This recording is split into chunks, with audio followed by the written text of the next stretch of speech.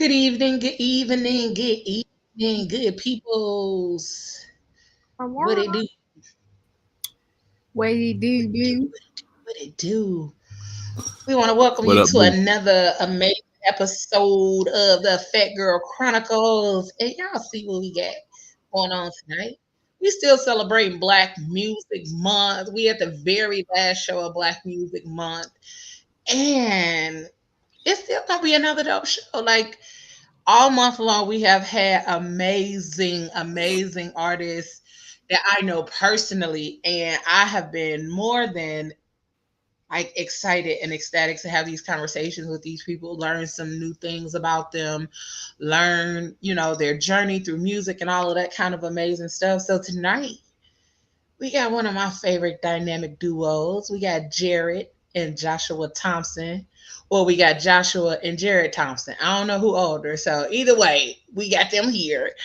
And they are absolutely amazing at what they do.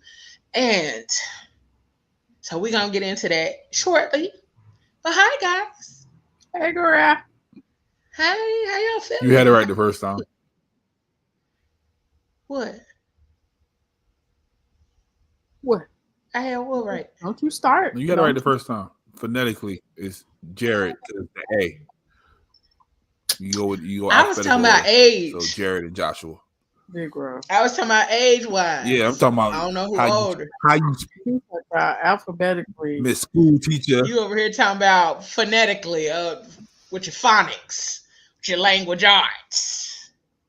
Whatever. With your language arts. Okay, That's see right. you. It's okay.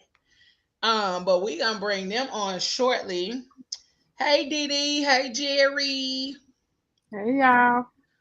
How's everybody feeling? Make sure y'all hit the like, share, subscribe, heart it, and send us some stars if possible. But we're not gonna hold y'all no longer. We're gonna get into this thing. We're gonna bring them on here. We got none other than right here, right.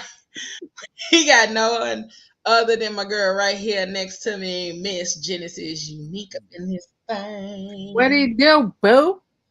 And then down here at the bottom, we got Pablo, Mr. More AKAs than the HBCU. I'm not finna run them down, but you can if you want to. You know what I'm saying? I know how you do. Go ahead, do your thing. Pinkies up. That's all. Nah, pinkies up. More Okay. AKAs and HBCU. Okay, you want simple tonight. You going simple tonight. Okay, I dig it. I ain't mad at you. So, without further ado, ladies and gentlemen, we got Joshua. Ooh, what's going And on? we got Jared. Hey, peoples. My horn is Don't terrible. mind her generic air horn. Please don't mind that. That's what that's supposed to be, her generic air horn, but we're not gonna do that. We're not gonna. So we make them. She been doing it for months, and we just let her keep rocking and rolling. Like we're not gonna steal her joy, but eventually we're gonna have to. We're gonna have to and get a real air horn going. I think it is legit for real. Okay. It's embarrassing. It's Black Music Month, and we ain't even got no real air horn sound. So that's what we have to deal with in the interim. Yeah, next season we're gonna have a real air horn. Don't worry about it. Don't be like that. When we come back next season, it's gonna be a little different because we can't do that no more. We can't keep dealing with that. But hi guys. Hi. What's going on? You guys, what is going on? What's going on? I'm so excited that y'all on here. Like, I am super excited. And we were talking before the show. We were talking about how people can tell the difference between y'all two if they saw you without your names on here, okay? They saw you without your name tags or the labels. I was saying that I was trying to figure out the difference between you two. And I was like, oh yeah, it's usually the hair. Because before, Joshua had the locks and you still had your fro. Now Joshua then switched the style up on us. And well, see, I'm allowed to. I'm allowed to do that. It's little known. I had locks before Josh did. Ooh. I didn't know that. So here's the thing. Joshua will always, I will do a different hairstyle, something different. And he's smart. He's firstborn. He's just like, I'm going to see if this looks stupid on him. And then I'm going to wait and see if I'm going to do it or not. So that's how that works. Every time. that went for the locks. We used to rock a box top for a long, long time back in the 80s. And with the J carved in the back of the man. Okay, with the little carving. Let's go. Cause yes. So I was first, but I'll let him look crazy first. That's the easiest way to tell. That's kind of smart though. Easiest way to tell if we're not by our instruments. Easiest way to tell. I still have my earrings in. Joshua does not. Okay. Yep. He's got a mole on the right side of his nose, and I have a mole on the left earlobe. That's it. That's a lot of detail. And your hair is bigger. There's a lot of detail. And the other thing too, like we just don't look alike. I don't think we look that much alike at all. Y'all really do though. We don't. Yeah. Yeah. I hate to say it. I thought y'all was twins at first. I mean, that's just me. But now I got all these extra details to distinguish you by. Yeah. I probably won't remember past this episode, but I'm gonna have to just replay it just to get it. It's all good. I know. What's my man thing? I don't think we look that much alike at all. What you think? So, yeah, when I got on, I was looking. That's the whole thing. That's the whole time I was doing. I was like, trying to figure it out. Like, what's the difference? Like, now that I'm speaking, y'all hear y'all speaking, I can tell what's the difference. But if y'all just walked up straight towards me, like who's who? Yeah, nah, I'm in trouble. Hey guys. Yeah. It's gonna happen. So don't feel bad. Just be like, hey, what are the it's I'm like, my man Jay, what's going on? That's all you gotta do. Believe me, we have been called a lot worse before, so don't even worry about it. Okay. Listen, I always when I look at them, I'll be like, I try to look at them from afar as I'm walking up to them, so that they won't be like, hey. Give you a little bit more time to distinguish the two. Yeah, give me a little more time to figure it out as I'm walking up to them to figure out who is who. But now I just, like I said, it's the hair. Jared's hair is bigger, so I can always remember that. And then, like Joshua said, Jared has earrings, Joshua doesn't, so I can remember that easily. Okay. Y'all good. It's all love. Yeah. You're good. So why do you say y'all really don't look alike? Because we don't. I mean, I would say it because facts. Next. Okay. Listen. Looking at y'all. Y'all not identical. Y'all are not identical. We are in the least bit. Technically, we are. We're identical twins. But I'm about to say shit. Right. No. You get older, and sometimes in our lives, one of us is living life a little bit harder than the other one, and so I don't know. Jared's a little bit taller, like ever so slightly taller than I am, but my face is thinner. I just don't think we do. I just don't think we look all that much. It's baby pictures up until the age of 3. Well, first of all, there weren't a lot of baby pictures. We have an older sister, and our parents were like, "Yeah, we didn't have time to pick a camera and take a picture. There's 2 of you guys running around, and we have another one over here. Wasn't nobody taking pictures, but up until about 3 years old, it's difficult for me to tell a difference in baby pictures. But after 3, it's super easy. We're brothers and we're twins, but it's very easy to tell us apart.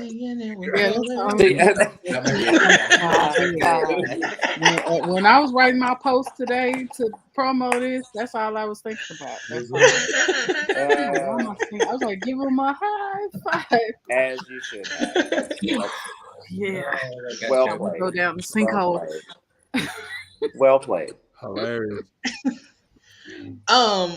Well, I would just say that first and foremost, I absolutely love both of you guys.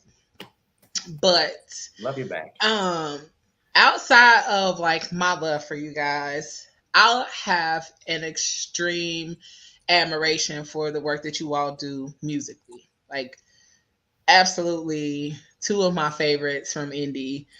If I could think of anybody Like when people mention music to me about indie, you two are the first two, because I actually have Jared's album, one of the albums, signed, sealed, and delivered to me.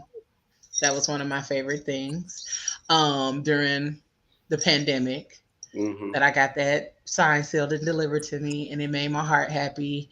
And the way that you guys give back to the community, like that's also why you guys like stick out to me when it comes to music and talking about people from indie that do music. Now, most of the time people will actually think about, or the common factor that people will go to is the common music, hip hop, R&B, that kind of thing. And I'm like, because they're my favorites. Listen, Affirmations stays in rotation, okay? It's literally one of my alarms, okay? It's one of my alarms on my phone. So, this is how much like you guys circulate through and all that kind of stuff. But can you all tell us a little bit how you all got into music? Yeah. I started very, very early. We have an older sister and, admire her so much. And whenever she does something really well, you want to do it too. And so I think all three of us started piano when we were about 5. We used to watch old school cartoons on Saturday morning, like Woody Woodpecker and Mighty Mouse and Bugs Bunny and Tom and Jerry. And yeah, all that stuff was just really, really fun to listen to. And I was kind of clued into the music, and it kind of started there. So about 2 or 3. We just started taking lessons at 5, and we just really liked it and just kind of took to it. And literally from 5 years old up until present, it's been a lifetime of lessons and auditions and competitions and gigs. And it's a lifestyle. Some kids grow up being trained to be basketball players or mathematicians or, what have you. And we started as our parents say it's a life sentence. So we got clinked up in music at age 5. And so, yeah. Yeah. We were learning to read music at the same time that we were learning to read words and books, so we were bilingual growing up. It was just a different form of a different language. So it's just something that all three of us just had, and was just what we were doing. And our parents encouraged and understood when their kids took a shining to something. And once we were in it and they were paying money, they were not letting us out. So we just, it's expensive, man. Like our parents probably spent $1 million on all 3 of their kids just on music lessons and instruments and stuff. They could have spent that on vacations. They could have spent that on anything, And so that's just the way that we came up, and it's just something that's always just been intrinsically part of our bodies, and I think that's the best part about growing up. Are your parents musicians too? No, our parents were, they're retired now, and grateful that they're still around because they're amazing, amazing people. But our dad was a machinist for General Motors at Allison's Transmission, just out in close to Speedway. And Mom was a surgical technician at St. Vincent's Hospital up at 86. But this was back in the time where, we're early 80s kids. So this is like the last era where you can have 2 blue-collar salaries and still support unions. And you can buy a house, you can have multiple kids and all that type of stuff. So we were growing up in that. Our father used to collect sports cars, like old school sports cars and all that. I remember that vividly as a real little kid. And then I remember them disappearing. I'm like, what happened to the cars? He's like, I had kids. And I'm thinking, screw the kids. Like, keep the kids. Cars don't talk back. You ain't got to feed them as much. Like, what are you're messing up, man? But that's just, that's part of good parenting. You make the investment and the sacrifice in things that are outside of yourself. So that's kind of a big part of what we do with our community service work and just who we are. You have to invest in other people as well. So yeah.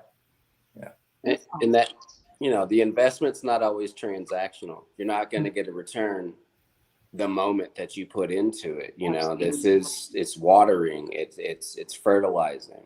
Absolutely. And we've always tried to have that in mind with everything that we do, not only in our music, but just living as a human being, you know. Mm-hmm.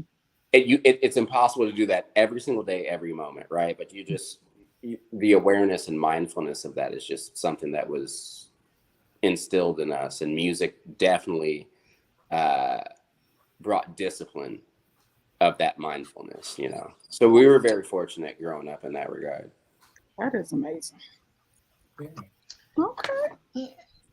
Listen, okay, don't make it seem like this is like a super step. This is beer number 4, okay? Let's Oh, listen, we already had that conversation. Right. I'm mad that this is just water, honestly. Usually it's a bottle. We already had that conversation.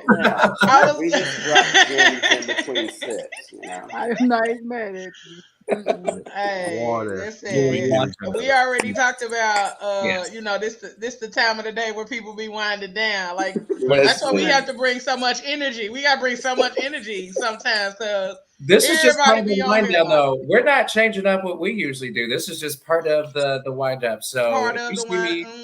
You see me duck off. Mind your business. I'll be back. I'll be like, Karen is Karen. Mind your business. Do the screen, okay? I'm gonna be like, oh, dude from the Wiz. Slide to me. Listen, slide me some. I'm sorry, go ahead. Go ahead, Genesis. I just really, like, whenever I talk to artists, I just want to know, like, what is one of your most amazing experiences as musicians? Like, what sticks out to you the most? From a performance or from a spectator position? Either. Or both. Honestly, I would love both. Yeah. Okay, for me, there's 2 moments. Like, one happened early. I was a junior in high school, and the late Dr. David Baker from Indianapolis, a legend, Indiana Avenue, trombonist at first, got in a bad car accident, and then played jazz cello. And it's literally the reason why the IU School of Music Jazz Studies program is internationally known. He was one of our judges in high school in the high school jazz band, and I had a feature for that. And he was just so complimentary and so nice and so embracing of a younger person, embracing the music that he helped forage. Okay. So that was at 15, 16. And then, oh man. I think witnessing, I don't know, there's certain concerts that just kind of pop out, like playing at the Hilbert Circle Theater, recording a commercial recently. You know, little milestones that happen that no one knows that it's happening, but you know that that's happening, that most people don't get that opportunity to have. Yep. Short answer. Go ahead, Josh. I mean, I would say it is hitting those milestones for me. It's, you know, the first time that you play at the Circle Theater. We all play multiple instruments. So I picked up trumpet at age 10. And so it's a classical trumpet player. And being able to, you know, I'm 14, 15, 16 years old playing at the Hilbert Circle Theater, you know, and that's kind of cool. And then as a concert pianist, playing at the Palladium, and then getting calls to literally go around the country and play in performance halls there and just other stuff. So there is no one. It's just that ratcheting up. You're like, okay, I'm on the right track and I'm still doing it. Because the reality is the way that we were raised, we were really good at a young age. But our parents just had the spirit of humility. And our dad would always say, you know, no matter how good you are, there's always someone or someones who are as good or better than you. So just keep it pushing. And so it's great. So you hit that stage and you kill it, and then you step off of it, and the next day you still have to go back to work. You still have to at least maintain that standard or raise it. And so some of those moments are a little bit of I want to say an up and down, but I personally really try to catch myself when I'm feeling really, really high. I'm like, rein that in. Like, pat myself on the back for a hot minute, but like, let's make sure that ego fits in the doorway because someone's going to come around and whoop your ass. And so that's just how you have to do it. And then as a spectator, I think it's probably one of my most memorable ones. This had to be back in the mid 90s, Indie Jazz Fest. The headliners were Ray Charles and Aretha Franklin. Ooh. And I just remember being like, and this was like healthy Aretha, right? Mm-hmm. Yeah. And so she comes in with this big old dress looking like a parachute. It was fabulous, but it was just, you could see her all the way back.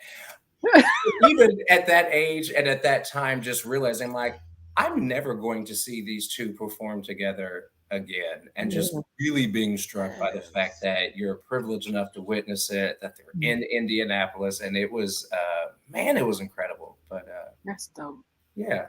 That's amazing. First of all, she said,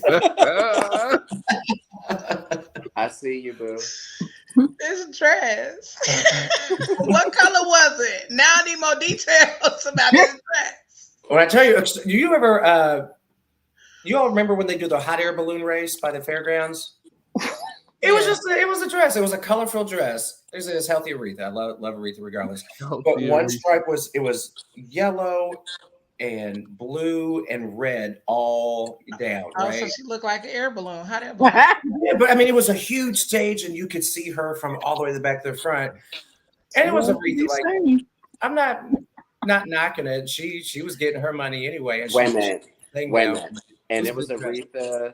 It was classic Aretha on the front of the stage and classic Aretha in the back of the stage because, no kidding, she had her money delivered in a paper bag because I know the person's father gave it to her. It was in a paper She bag. said, "Don't play with me. Don't play with me. Run me my coins." I bet you she had somebody counted. Somebody had to count it after that too. It's like taking out the bag.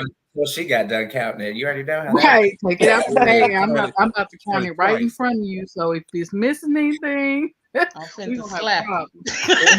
You're gonna pull something from under that dress. I swear. Listen, she was gonna be ruffling for a little while, but it she was an gonna epic pull show. after that. Epic show, epic dress. I mean, all things were 10 out of 10. So yeah, I actually that same year because Indie Jazz Fest used to invite the high school, like the top high school jazz bands, and they played. And you couldn't get in if you were under 21, right? But if you were playing in that high school band, then you could go. So at 14, 15, 16, 17, 18 years old, you could be watching professionals do what you have an interest in, right?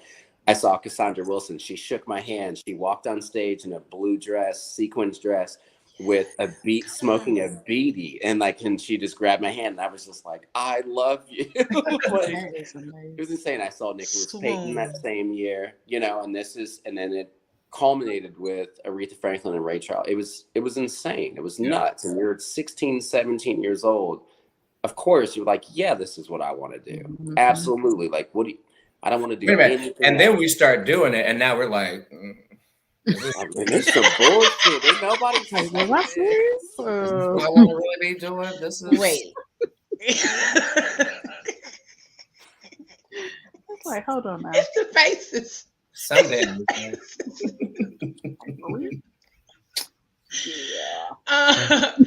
Listen, y'all are absolutely fucking hilarious. Okay, Jared's a crazy. I would like to say, Jared's crazy. I thoroughly fucking enjoy coming across y'all shit on Facebook consistently. Like anytime I see it, and especially when it got something to do with the community. Like when it got something to do with the community and it be pissing y'all off, I be like, yes, let me go get some tea. Let me go get my cup because they know what's going on. I don't, and they finna give it to me the black way. Like I don't want to go read it in the newspaper because the newspaper gonna skip some shit.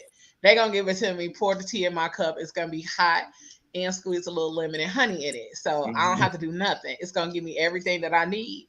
And I love that because some of us don't actually see the shit until after the fact, or if it has something to do with artists or anything like that. I love that if it's something that's booming or being talked about in indie, one of y'all gonna get a tea. I love it. One of y'all gonna get a tea. One of y'all gonna talk about it. And then not only are y'all gonna talk about it, y'all gonna have something comical to add. Y'all gonna tell it in your own way. And that's the other part that I love about it. If y'all not friends with them, don't go add them, because I'm not sharing them.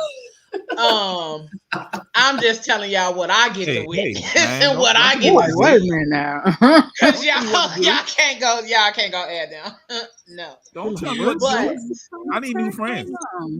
I said I need the tea too. Sure. You tell me all the time I need new friends. Nah, I'ma just share it. See, you messed up, because now I'm gonna go hunt them out. I'll be like, you can't tell us what to do. I can be friends with who I want to. Exactly. Nah. Well, y'all can't go add them. I got to keep some people for myself. No, I'm just kidding. Y'all go add them. They are hilarious. I absolutely love them especially, like I said, I don't even know how long ago. Like, I've been in indie for almost 9 years. Okay. So I think I've been here for a minute. I think I met Joshua first, then I met Jared. Mm-hmm. I think I met Joshua first. You think you did? No, I'm pretty sure I met Joshua first, and then I met Jared. Yeah. Because I did a fashion show with Joshua, which was what we call the show.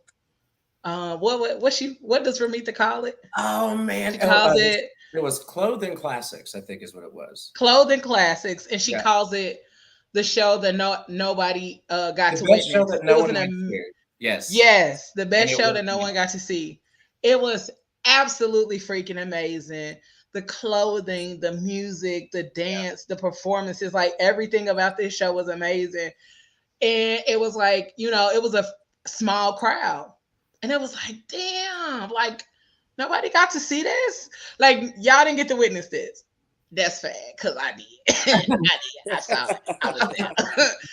And it was an amazing show. It was Clothing Classics. And I thought that was a dope way to combine classical music with fashion and art. Even the vendors that were there were really dope. They had really dope art vendors and all that kind of stuff. That was Randall Rosenthal when what was the space that he had up on East 65th Street? He's moved it since or expanded since, but that was all. I feel terrible because this is where I recorded the first 3 albums. Yeah. Humble Creations. Humble Creations Studio. But that was all community networking. Ramita had works that she wanted to do. I had works that I thought would pair well, and we kept it within the Black community and business. And I think that's how it's supposed to work. I did the styling. Fun. Tony did the dancing. And Tony used to be on here. Tony used to be one of our co-hosts on here. So shout out to Tony, aka Baby Guns. That's what we used to call him on here, Baby Guns. She's swollen. She flexed one time, like one time. Listen, I'll be like, I got them other arms, not those. I got that big arm cooking arms. Them kind of arms I got. I ain't got them. You got guns. I got stir the pot arms. I got to, make sure the macaroni and cheese good. Make sure them greens good kind of arms. Okay? And those arms are just as vital to the community as... Listen, they're important.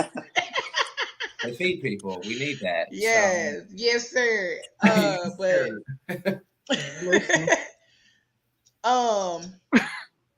So Jared, you just talked about where you recorded your first, you said 3 albums?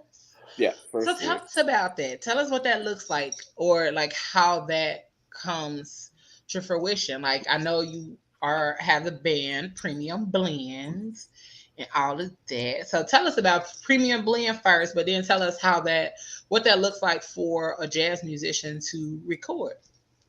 Yeah, I can tell you all of it's expensive. I'm absolutely sure. But no, I mean it's great. Randall Rosenthal was amazing. He had a spot, and that's what he wanted to do. He leans more towards gospel music, but he just wanted to provide rehearsal space, recording space, in the way that he knew how at the time that he knew how. And we were with him from the beginning of that journey, and he's expanded now. And literally as much as we've learned through recording processes and booking recording studios, he's learned about creating spaces to rehearse and to record, so but no, I mean, we did 3 albums there, and then the last 2 that we did, one at the Cabaret and then one at Round Table Recording. It's just a journey. I mean, what I do, my process with Premium Blend is, I book weekly gigs so that we can rehearse new music that I'm writing, that, Stephen Jones, our keyboardist, is writing, that Ryan Taylor, our guitarist, is writing. And so we work out for a year for a weekly gig. It's a paid rehearsal, because let's be honest, rehearsal is valuable, but just to rehearse. As you get older, it's like, man, I got kids, I got a mortgage. I'm not coming out the house necessarily unless there's some money behind it. So you book a gig every week to hone your craft. That's paying, $150 to $200 every week. That's an incentive to leave the house and shed music and build a cohesive network, right? And then you go into the studio a year and a half later, and you put the record down that you've been playing for a year. Literally, that's the formula that's worked for me.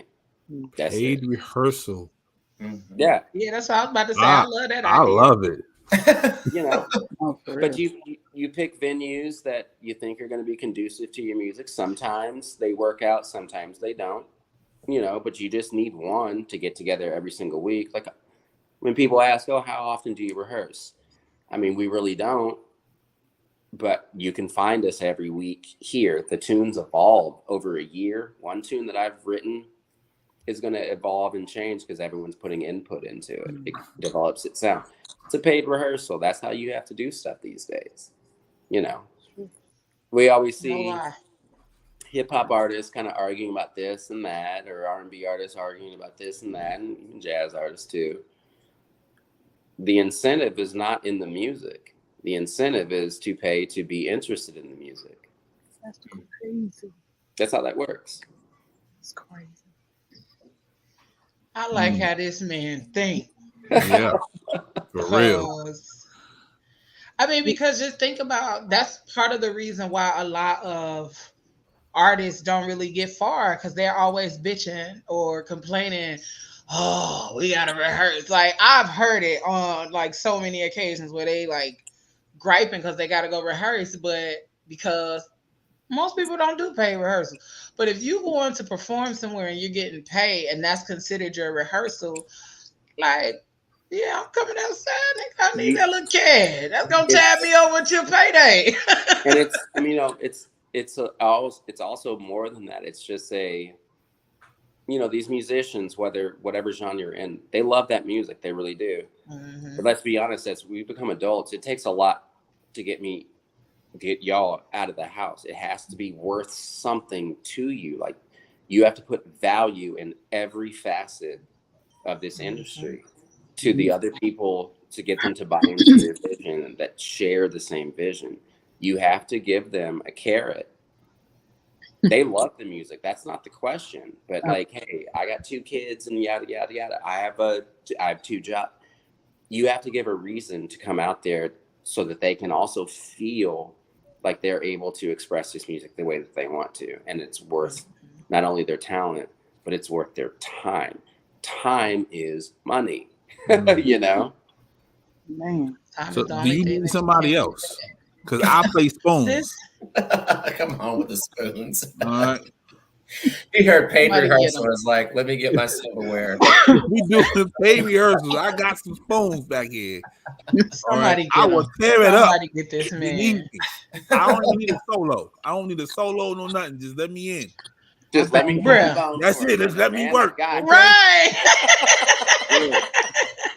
I ain't What mad. kind of spoons is these? Because we ain't talking about sports. They better not be no sports. I mean, that can make a double sound. Like that's a double You instrument. asking right way there. too many questions about my instrument. You got the clank clank, and you got that's the me and my instrument. Obviously, I'm not good with sound effects, but you ain't asked about the trumpet. You ain't asked about nothing else, but you want to talk about my spoon. Yeah, because I need to know what kind of spoons they are. I've heard them play. I ain't never heard you play these goddamn spoons. Okay, let me ask. So I got questions. Let me ask you: are they teaspoons or tablespoons? Because that's a big difference. Right? See, tablespoons. It's different. You should have said, no. Make yourself. He is a band director. I got to answer to him. Okay, I want to answer you, Leo. All right. I'm trying to get paid. Are they sports? I just want to know, do you got sports? Come to the I feel like rehearsal, you're you'll gonna pull find a out. hustle man. I feel like you're gonna pull a hustle man move and put a kazoo on a saxophone and try to pick up the pieces. Come to the paid rehearsal, you will see. This man gonna be out there. He got. It might. Jared, don't let him waste y'all goddamn time. Showing up with these goddamn plastic spoons. He gonna come in there with some serving spoons with a hole in it. It's not even gonna sound the same, George. Pablo. Hey. Pablo. It's the acoustics of the room. Okay, you don't know. I'm a professional at this. All right. Okay, I've been doing this. Sometimes what you been doing? Lying? You been lying this whole time. I've been talking about I've been doing this. Whatever. The whole been time. doing talking about my spoons. That's crazy. Yes, I'm talking about your spoons. So, guys, Jared, I hate to ask this, but I'm gonna ask anyway. What's your favorite album of the ones you've put out? Ooh. Yeah. Can't answer that. First of all, Jared doesn't like anything that he puts out. So if it's a year removed after the album, he's like, "Oh, it's trash. That's so immature. I don't like it." I'm like, "That's me. That's me." Right? Which I get. You're not gonna get Jared to, because now. Because now. So the question is, Leo, what's your favorite? My favorite one, it's between The Road, which is what, your second or third album? Second. The Road is just really solid, super solid, like tons of backbeats. If you like a little bit of New Jack City with a little bit of, I don't know, it's just good. It's a wonderful, if you can encapsulate modern jazz for the 2010s, you know, right around there it works. And then the last one I like that he just did, Virtue. I really like, maybe because it's newer, but he's got a Prince cover on there that just every time I hear it, I'm like, oh, that's my shit, and I love it. Oh no, okay. Love me some Prince. That's what's up. Yes, oh yeah, that's it. But Jared, he's not going to give you one. No, honestly, if I were to give one, it probably would be The Road, the second album. But I don't listen a whole lot to our projects after they come out because you've been listening to them for a year. Yeah. Okay, that makes sense. That makes sense. Because you already did. You didn't woe it in. You know. Yeah. So now you don't really want to hear it no more. I got you. I sing every solo from any person at any point in that record, and I'm like, yeah, I need a break. I just, but The Road, I'd say probably The Road, maybe. Okay. Then 38th and Postmodernism, just because the documentary attached to it is dope. Okay, come Somebody at y'all dough. Right. No. Somebody at y'all dough.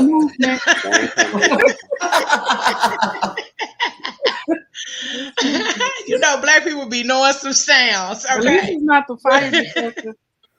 That part. At least fire alarm. The fire, the church, the smoke detector. Yeah, Mm-hmm. smoke detector. Like we ignored that. We- Somebody should make Listen, a song it about becomes that. a part of the background. No, for Yeah. real. It's a shame. This is their new project, Virtue. Premium blend. This is their new project. I love this. The visual. For real. I can't wait to listen.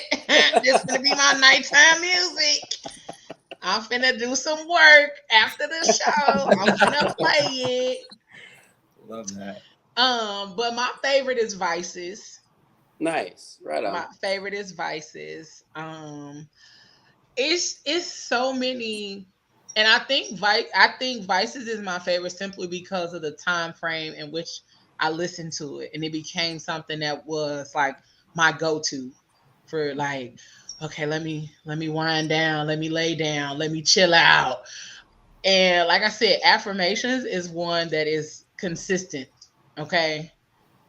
I mean, fucking consistent. It's literally, We are every year. Yes, no lie. Like, it is one of the ones that if I'm driving somewhere or I need to like get my thoughts clear and in my like rotating in my head, it's one of my top 3 that I play. Good. The other one is Boa by Sam Gendel, and then Twins by Christian. What's his name? I can't think of it off the top of my head, but I know it when I look at it. I be like, yeah, play that one. Christian Hold Scott. on, I'm finna tell you. Hold on. Caught you lacking. You He's like, let me pull up my Spotify. Listen. Yeah, Christian Scott Atunde. Yeah, he's him. bad, man. He's bad. Listen. Yeah. Okay. Yeah. I heard him on The Photograph. What? Was it The Photograph? Listen, that entire I think it was soundtrack. The Photograph soundtrack. That entire soundtrack. Baby. Listen. I don't even really like the movie. I was in the theater like this music. Every song that came on, I was like, this song. I'm like, forget the movie. Robert Glasper is one of the like he curated the music for that movie. So it's a lot of like his touch on that. But that song right there, that's the one that I'm driving and I'm trying to get there and I gotta put the gas down. But I don't need no hip hop. I just need to get into the flow. That Twins is what I play. But if I'm trying to get into my head and I'm just cruising, Affirmations or Boa by Sam Gendel. They're my 3 right there. They're my top 3 that it's like, okay, that helped me tap in.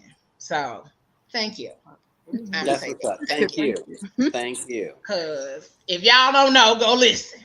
Okay? Go tune in. Go and get your life together. Go on and tune in. I just followed them on Tidal. Mm-hmm.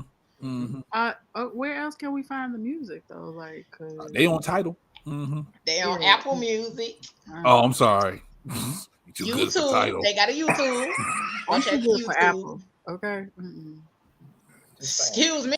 I mean, I had Apple when I had an Android. So I need some Droid. Google Music don't exist no more. So I need some Droid. Do me a favor. I can't help you. Some Morse code. That's all you gonna get out of a Droid. I'm gonna be right back. I have to do a station break and a refill. You feel me? Okay, do your thing, baby. Because I will. Y'all too much. And let me put the Premium Blend YouTube channel in the comments. I'll make sure you check them out. And Joshua, why you here? Yeah, tell us about this title. Tell us about this title. You're a classical pianist, and you're also a music sociologist. Tell us what that is, because us niggas don't know. So tell us especially this nigga right here. The simple part would be, I guess it's fancy word for being a giant music nerd, but I would say my working definition of it is it's using classical music, whether it be the histories and the biographies of these folks or the compositions themselves, as a way to interpret and analyze current, previous, in historical social movements, global stories, migrations of peoples, artistic, periods in time. I choose to use all of my repertoire is just exclusively of composers of African descent. So, yes, African Americans, but the entire diaspora. So, West Africa, South Africa, a lot of the French West Indies, Central and South America, because that was a huge, and so it's tracing that. Right on, man. Yeah, exactly. And really into the history behind it, because the music I find like it's like a musical blueprint and a soundtrack to the part of world history that they intentionally leave out. Not just in your history books, but also on stage and in classical music and all that type of stuff. So that's just my thing. I actually don't have a music degree. I went to college for trumpet performance, and just the school of music wasn't for me. So I was there for a couple of years and I left. And so my degree is actually in sociology. So I've just combined what my academic credentials are with, a lifelong passion and just skill and ability, and match them up together. So just using music to tell a more comprehensive and accurate story of, the world, us, that type of thing. And sometimes, I'm not as a person, but every now and then I like to be a little bit bougie. And so I'm just like, that's my bougie shit. But usually it's just like, I'm a music nerd, man. That's what I do. So, but I'm a music nerd for Black folks. That's where I'm at. Where I'm at. But that's the part that counts. Yeah, there you go. So that's a lot that we do. There is the title. That's I like it. That's dope. Yeah. I love us because we be creative as hell. Okay, Well, we be creative as hell when it comes to some shit. Created the term. I mean, that term doesn't really. You'll hear a lot of what they call ethnomusicology, which kind of pisses me off because that's always anything other than Europeans. And if you're looking at the world, the majority of composers are not European, right? There's more Black and brown folks than. So every day we do something, it's always an ethnic thing. I'm like, it's music, but whatever. So I don't really like that. I kind of like to dismantle that type of thing and be like, no, it's a sociological perspective of Black music. The ethnic is implied. That's like, no shit. Of course, that's what we're talking about. So social movements, the other stuff, that's what's really important. So that's why I'm really very intentional about it. And, it's not something that's taught in your schools. That's from K through 12, and even undergrad and graduate. Mm-hmm. Very, very few places have courses for this where it's an actual discipline and degree. It might be a music appreciation class, but it's like, and then they wonder, how come we can't get Black musicians in orchestras? I'm like, because you know why. It's like, come on, you know why. Girl. Right. Don't do me. I'm not stupid. I'm not dumb. So that's really my big mission. That's my cause. Because growing up, I love the music. Classical music has always been my favorite. We were growing up on, Queen Latifah and Biggie and the Fugees and all that. That's the era that we were coming from. But for me, classical music was always my absolute favorite. And never heard anybody who was Black, never saw anybody. You're in an orchestra with 80 to 90 kids, and there might be 4 of you. And then I was just kind of looking around. I was like, there's no way that Black people don't write classical music or have it. And as an adult, did my own research, and I'm like, I was right. There is no way because there's a bunch of us. So yeah, so that's why I do what I do, man. That's kind of my thing. That's definitely my thing. That's dope. Classical became my favorite when I was a preschool teacher. Why? Hell yeah! Listen, I mean, in the morning, but we also used to play it in the morning to keep the calm in the room. But then, at nap time, it helped for everything. But in the midst of that, it became my favorite because, like, I didn't recognize how much, classical music was like real different and like the tone and all of that kind of stuff. And I never paid attention to it. I never paid attention to classical music in that way until I became a preschool teacher. First of all, because I knew like music tames the savage beast. And kids be beastie in the morning and in the afternoon after they done had snack, all that kind of stuff. So the music actually maintained, you know, the room and maintain the calm. And so I would listen to it and be like, oh, shit, this maintaining my calm too. Like, It's good for studying. it's good for maintaining my studying calm. and It's helping working. me to get some work done. Yeah. And so, yeah, just listening to it over a period of time. Like, I didn't know it was a whole bunch of Black classical musicians until Joshua. Yeah. I didn't know that until Joshua. And some of the conversations we've had talking about the different classical. And I was like, wait, Black people? Yeah. Okay. We everywhere. Yeah, And it's not necessarily to make people for it to be their absolute favorite. But, you know, growing up, we would get a lot of that, oh, you're learning classical music, you're trying to be white, you're trying to, you know, and that's not necessarily the case. Like our own people in our own culture are really unaware sometimes of what is actually the rule and not the exception. I happen to be probably the only one here in the city who exclusively programs, but being a Black person who can play classical music, that's not exceptional by itself. Like there's a lot of people who do that, who do it as well and way better than I do. But you know, it's an industry that brings in about $2.1 billion a year, and Black composers and musicians make up less than 2.5% of that industry.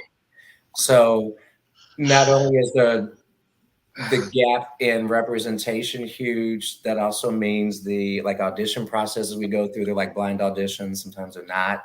The repertoire that you're auditioning on, it's not written by Black folks. And so how can you expect to change the landscape of a genre when you're literally not putting it in the source material that you need to learn to become a professional?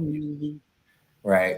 So there are people all around the world, in the United States, who I've gotten to learn and learn from and work with, and we talk to, where it's not my job to solve the problem by myself. My job is to be one of the many, and you wake up every day and you do what you can as long as you're able to do it, and you bring as many people along with you as you possibly can. I'd love to see an orchestra filled with us. There is one. It's called the Gateways. Gateway Symphony. I think it was in 2021. They were the first all-Black orchestra to play at Carnegie Hall, and they are tremendous. They are tremendous. Gateway Symphony. Okay. There's another group. It's a quintet that I really love. The person who leads it, her name is Dr. Valerie Coleman. She's an amazing composer and flautist, and they're called the Amani Winds, and it is a all-Black quintet that does Black classical music, just all classical music. They're fantastic. So it's not hard to find the flies in the buttermilk in classical music. We all kind of know each other and know not the flies in the buttermilk. No, you find the Black kids on the piano. But it creates this. Yeah, it creates this really awesome and accessible, like, international network of Black classical musicians. They're out there. They're regular people. They're super nice. They're incredibly accomplished, and they're looking to do the same thing. So it's kind of nice sometimes to have our own network because we work a little bit differently than other folks, and I think that's totally fine. So awesome. Yeah. So they out there. They out there. So you said 1.2 billion. 2.1 billion. Oh, 2.1. Right, so it's even worse. Some more spoons. Yeah, I mean, it makes a lot of money. It makes a lot of money, and you know, we're definitely missing out on a huge economic center. And it's not doing classical music any favors. Most people think it's boring as all get out, but there's some stuff, especially from my repertoire. I love working with people in different genres, whether it's in punk or in funk or in hip hop, because you don't have to play the entire concerto, but I'm like, yo, these 16 bars, loop this and throw your stuff over. Like, it just, you're pulling from something old to make it new again, and then you're adding some type of legacy of musical history to what you all are creating now. So it should be a really easy, you know, conversation and relationship between the two. So that's so dope. Yeah. Go ahead. When I'm at work and I get real bored, like because I just sit in the classroom all day. I literally put on it's called classic trap. So they'll take like Pop Smoke and they'll throw like Beethoven on it, and literally for like a half an hour, 45 minutes, I just lose myself in it. Like, I was like, you know, this city has its own. Do that would like pique my interest. Yeah, this city has a trap orchestra. There's a lady, she works with she's a conductor of the Metropolitan Youth Orchestra, which is like the youth orchestra for the Indianapolis Symphony Orchestra. Her name is Crystal Ford, incredible composer, arranger, violist, and she started a trap orchestra. I think they played a garden party, if not this year, the past year. But folks are doing that. You just have to know where your little pockets are, you know, here and there, because by and large, we're not supported like the broader white communities in the arts. We're not. And just understand that, like, even if you don't, like with classical music or opera, if it's something that you couldn't sit through 2 hours of, it's like no one's asking you to do that. Listen to 2 minutes of it. And if you're an artist that's a hip hop artist, listen to 2 minutes and chop those 2 minutes up in as many different variations as you can. That's a hit. You know what I mean? Like, everyone wants strings on a track, you know, because it sounds good. That's all you have to do. Do some research and do the sample. That's it. Yeah. And classical music is 300, 400 years old. So, like, it's, you don't have to pay anybody for it. You need to choose from, like, a whole lot. Yeah, Genesis been twerking to Cash Money Millionaires. That's violins. When the violins come on. I twerk for everything. Okay. When the violins come on, though, my selection, sir. When those violins come on, though, what happened to you? I go sit down. Yeah, okay. I can only twerk for so long, okay? I got a cramp, okay? Exactly. Like, I have to spread it out. I gotta do it in moderation. You understand? And to the violence. I'm my business. First of all, Pablo. Okay. Shoot. Gang. We can't dance today. What do you guys listen for in music that grabs you? Like, what is it about music?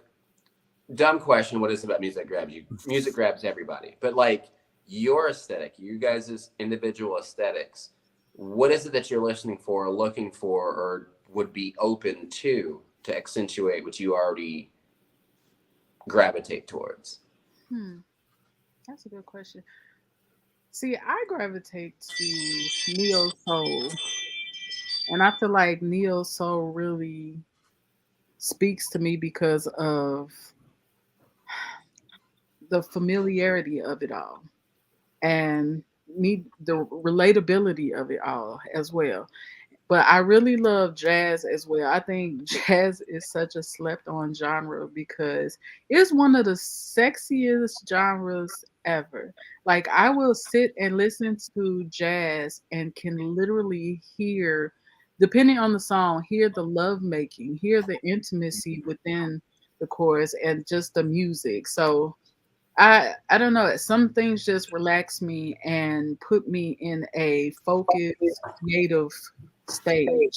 And that's how neo soul is. Like, Jill Scott is my ultimate favorite artist. And whenever I see her perform, I feel like my creative juices just flowing. And now I'm ready to go write some spoken word. Go ahead. You say what? I said or other juices, but go ahead. No, not Jill. I mean, is it not Jill? I'm waiting. You right. Whatever. But I feel like because I forgot who I was talking about. This the microphone. That's what I'm like, not Jill. So I'm like, girl, bye. You right. No, but she listening to really Jill, I'll be 17%. Okay, I'll be like, Jill, girl. Like, Jill, okay, girl. Jill. No. What about you, man? Yeah. I love pianos. I love when hip hop use pianos in it. That for some reason it just does something. It just brings me into it more. And I have a thing for trumpets, like a triumphant, like king returning home trumpet in a song. Like, I think one of my favorite songs is Hefe by T.I. Really? and it comes on just with like trumpets, like you're like at a bullfight, and then trumpets come on, like so. And of course, drums. I love drums and bass, and drums. all that I good. wish I was Yeah. my drums. I wish I Yeah, was a good drum. Like my son plays the drums, so I was like, "Yeah, you my kid." I should have stuck with the drums. I remember doing a concert when I was in elementary school, and I was supposed to be doing the drum roll. I was back there faking the hell out of that damn drum roll. I couldn't do a drum roll to save my life. I'm back there like yeah. You was back there like, girl, I wasn't even hitting the damn drum. I was just moving my hands like, I need to go home right now. Jesus, don't call on me, please. Yeah. Let me find out.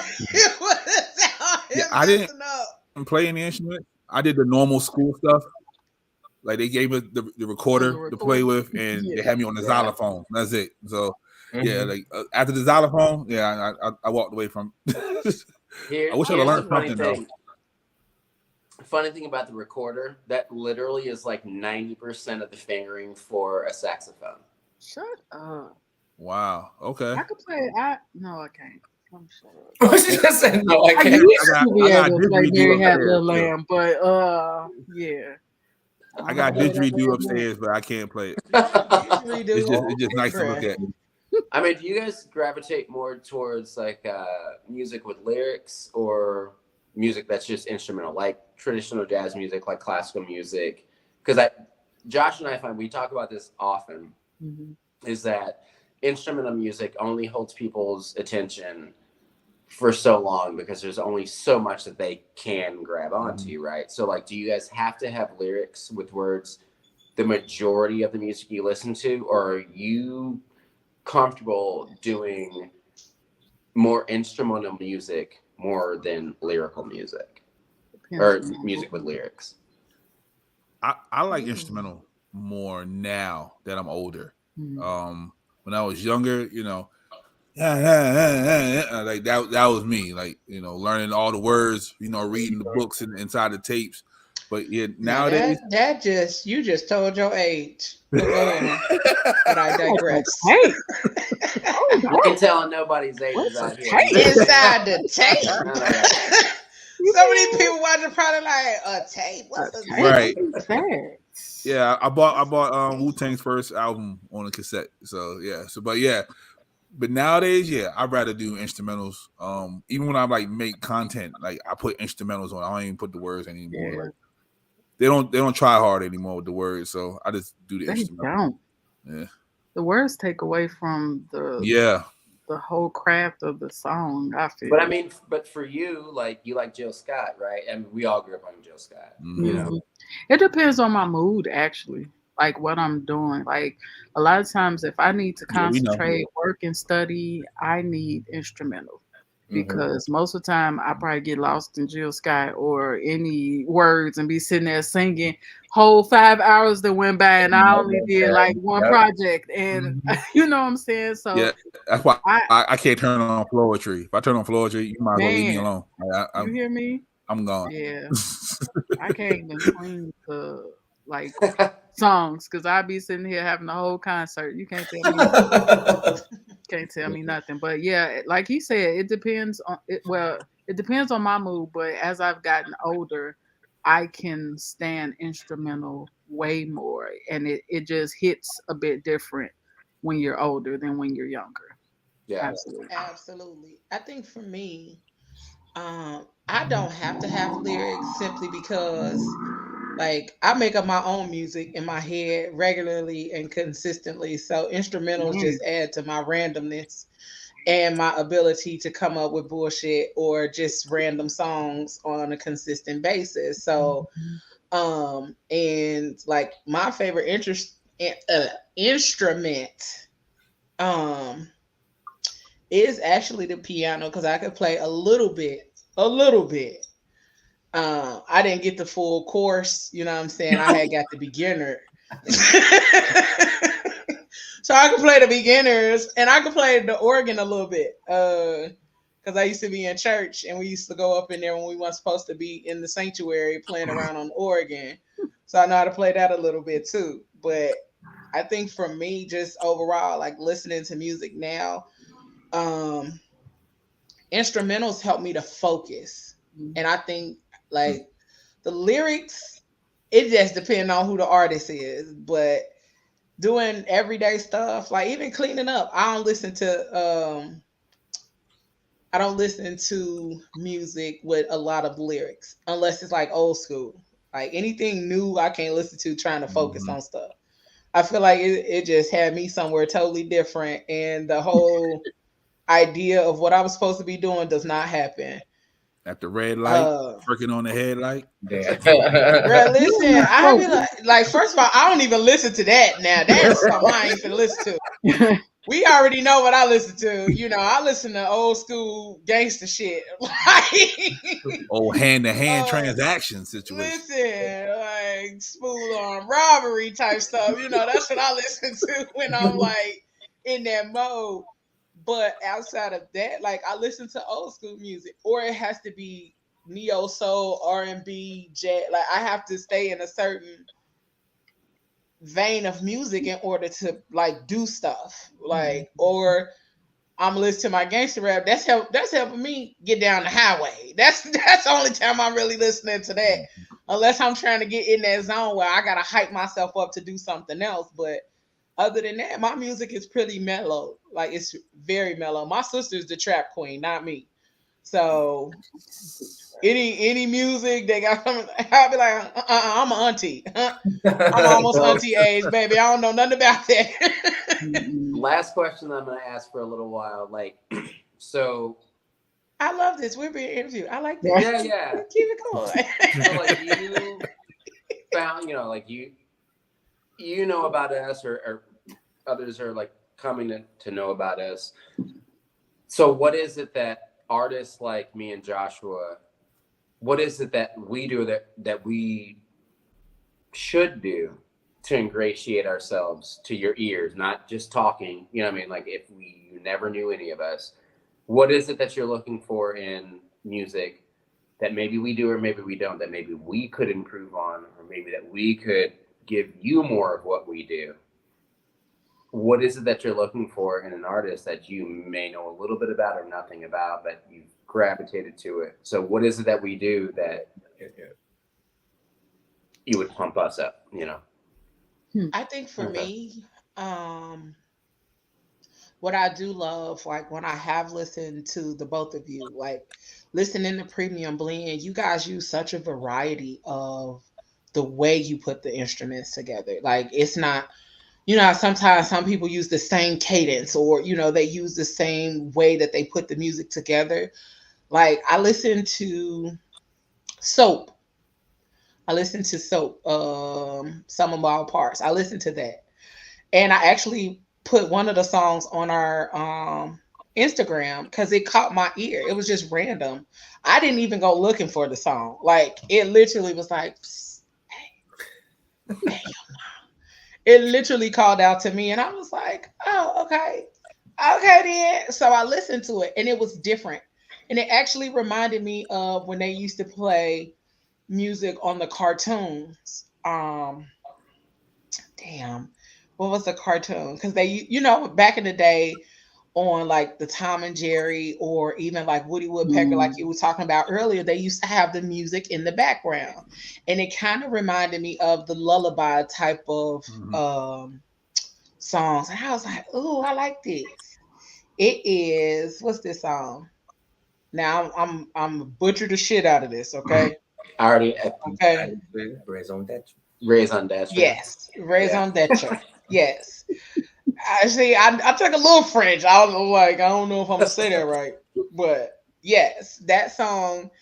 I was like, oh, it took me down memory lane, and I don't know why. I still don't know why, but it had me in a memorable place. So I think if artists think about the things that made them happy to become artists, or the things that made them happy as kids, and put that nostalgia into their music, like for me, I'm gonna just say for me, triggering those things that made us happy when we were free and we had no care in the world, I will listen to that shit all the time simply because of the place that it takes me to mentally. A lot of adults are afraid to escape, and they escape through other ways, through drugs, alcohol, all that other kind of stuff. Let me escape through music, and I ain't fucking up my body. So I would love music that would take me to those places, or even the little Tom and Jerry music in the background, but you added your own little spin to it and that kind of thing. I love nostalgia. I love being able to go down memory lane. Like today, I went down memory lane because somebody gave me a Werther's original out of their purse. And I was like, oh my fucking God. Like, was it Joshua? He's been in the purse. I was like, that might be a 5-year-old piece of candy. You might want to leave that alone. I don't fucking care. I ate it and it was amazing. And it took me down memory lane because that was my mama's favorite candy. And we used to always steal them out of her purse. So today it was just like, those things that take me to good memories and make me smile and make me remember certain parts of my life when I was younger. Those are the kind of things I would love to hear in music. What about you guys? Like for an artist that I don't know how much you guys know our body of work or whatever, what is it about that would intrigue you guys to be like, all right, let me hear what these guys do or people like them do? Hey, Bebop. I'll be honest. I'm not familiar. However, the whole concept of you guys integrating the community within your teachings, within like all of that intrigues me to want to look you up. And because I'm big on community, but outside of that, I like the twist that we were just talking about, like how they do the hip hoperas or how they'll add something new with something old. Like those are the things that I gravitate to in a sense, but I just like jazz, so shit, I'll check you out anyway. And now that I know that say, listen, that's it. You're Just tell somebody tell me, listen, I'm there. So. Right, like for real. Like, and then the fact that you're trying to educate people regarding classical musicians within our culture, that's amazing to me because it's something that I really don't know anything about. Like you just put me onto a whole orchestra, and that's something that I am interested in. I want to see more representation of us, and we lack knowledge on a lot of things. And even when we were talking about earlier about the researching and tweaking one thing to grab something else, we don't want to do that research. Mm-hmm. We barely want to pick up a book sometimes. So it's just the whole knowledge of it and knowing that we are out there and we are represented properly is awesome to me. And thank y'all for your contribution to that part, honestly. I have to give a lot of, I really do feel obligated, it's not, but I feel such a strong responsibility and accountability to our Indianapolis Black community, because I didn't really start doing the performance part stuff again probably maybe about 7 years ago. Mm-hmm.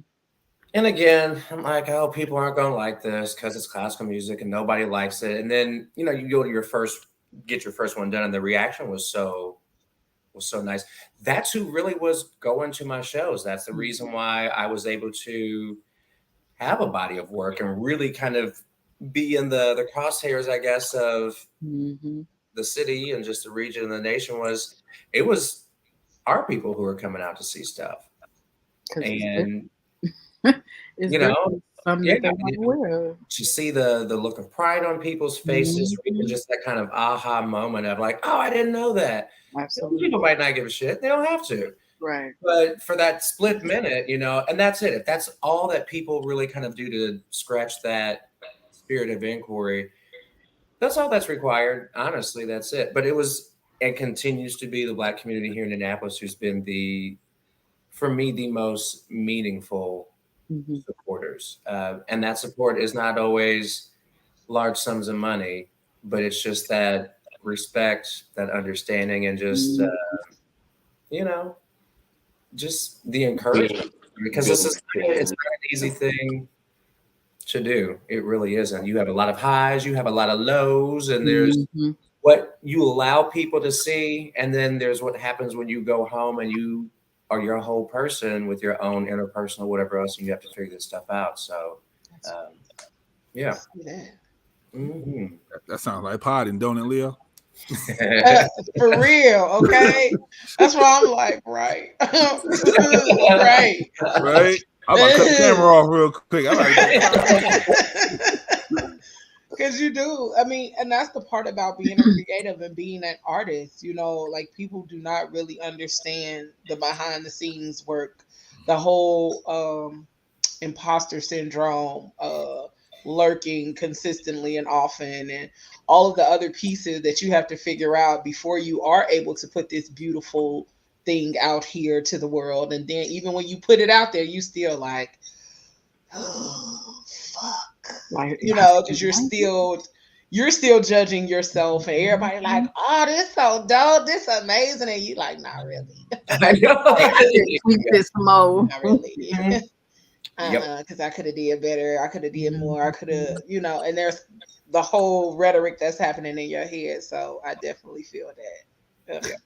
I feel that to the fullest. So I was getting ready to say something, I lost my thought. I hate when that happens. Any of you guys had any questions for them? I know that Jared was asking questions. Yeah, Jared's putting you to work on your own show. Right. Listen, I love it.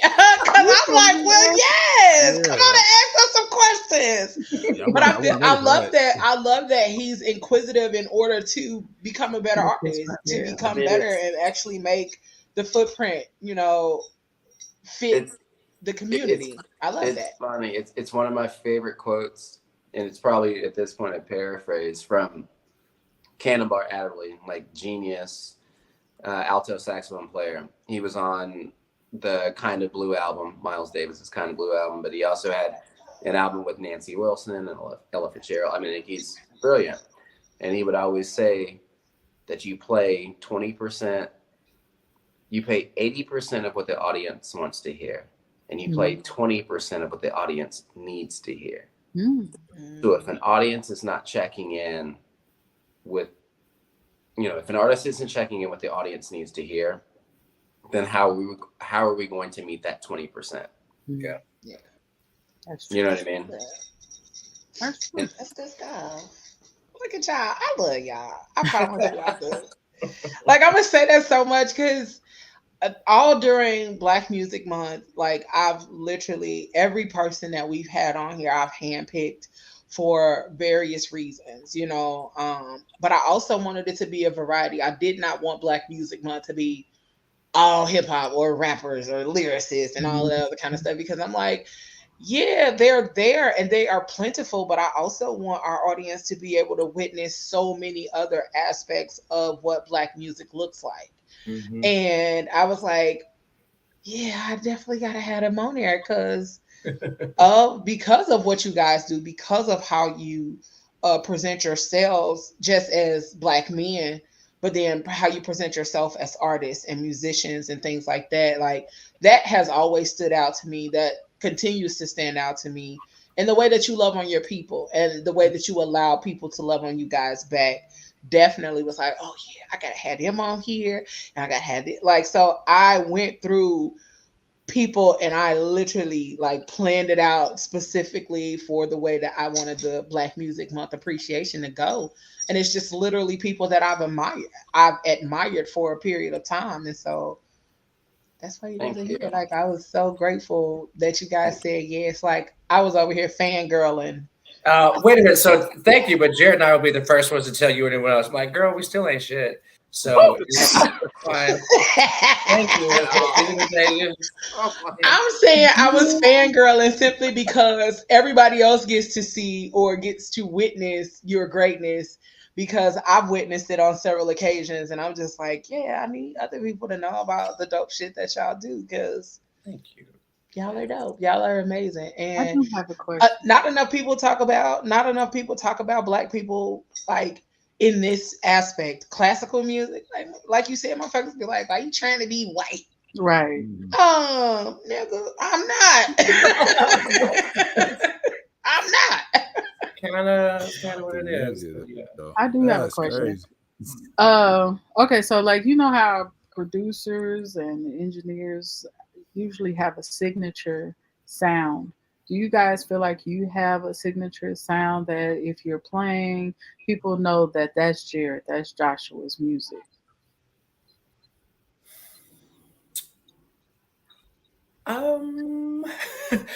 Well, I would say, because I do little arrangements for some stuff, but I'm not a composer, right? Okay.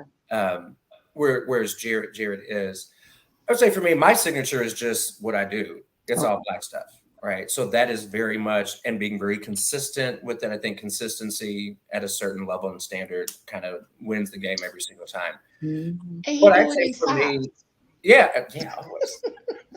With the composers that I do play, there are some that I really gravitate towards a little bit more. Or once I start playing some things, I can pretty much run through their entire repertoire because they have signatures. Like there's one composer, Florence Price. She's got a symphony in E minor. She has her sonata in E minor. She loves the key of E minor. She just loves it. So, and you can pick up on their patterns and their winks and nods. She likes to throw a lot of. She mashes up like classical with hymns with a little bit of folk and blues. She does it in almost everything. So I can listen to something and be like, okay, that's this composer here. So I like to replay people's signature tunes because that helps me explain to them, this is how you know you're listening to this person here. But for Jared, it's probably a little bit different. Maybe. Yeah, it's... I have my style of writing as a composer in the jazz tradition. I mean, I grew up from 10 years old listening to Coltrane, Miles Davis, Sonny Rollins, Sonny Stitt, Dexter Gordon. I'm in that when bebop was coming around, and then it went to hard bop. So we're looking at 1939-40 to 65. And then jazz changes very dramatically after the assassination of Dr. King. Leading into the 70s, we get into fusion, which is what Prince was listening to, which is what, I'm always going to be that traditional jazz person. That's what I grew up on. That's the sound that I loved. Those were the people that I loved. But I'm also a person that was born in 1982, In the infancy of hip hop, R&B Black is taking hold of the airwaves with confidence, right? And so you have to meld that. So with Premium Blend, do I think there's a signature sound in any of you're searching for that? Everyone always knows, yep, that's a Premium Blend tune. Okay. That's Jared playing, just like my mentor, Rob Dixon. I can hear one note on a record or one note walking into a club, and I'm like, Rob's playing tonight. You know what I mean? There's just certain folks, you just know their accent. Everybody knows what you all sound like on the phone, right? Or if someone were to shout your name from the street, you'd know that sound, that name. And that's just kind of how it is. So that's a roundabout way of being like, bitch, I don't know. Like, good answer. But if you know, you know. Yeah. Right.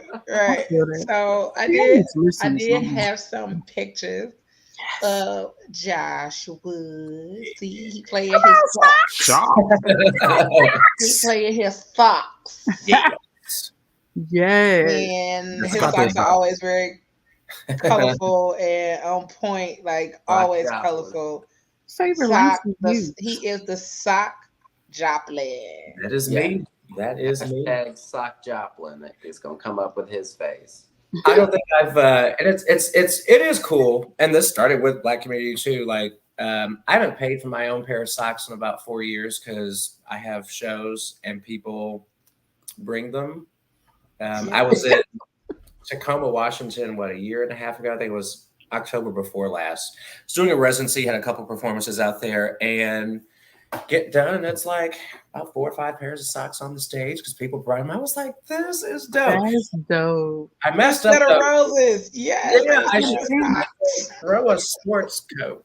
Throw a sports coat. I picked the cheapest thing. But it's a nice little reminder just to myself and other folks. Is just like, yeah, it's just a discipline thing that we do, but it doesn't have to be all serious. There is some personality to it. It's a reminder for me. I tend to be a pretty wound tight, somewhat serious kind of person. But sometimes I'm just like, chill out, man. It's just music. Have fun. So I've got a show tomorrow, and so I'm kind of excited. I'm just like, which pair of socks am I picking out tonight? I don't know. There's like 50 to go through, and whichever is the most obnoxious and loudly colored is. I love it. Walking out the door. Yes, come on, obnoxious.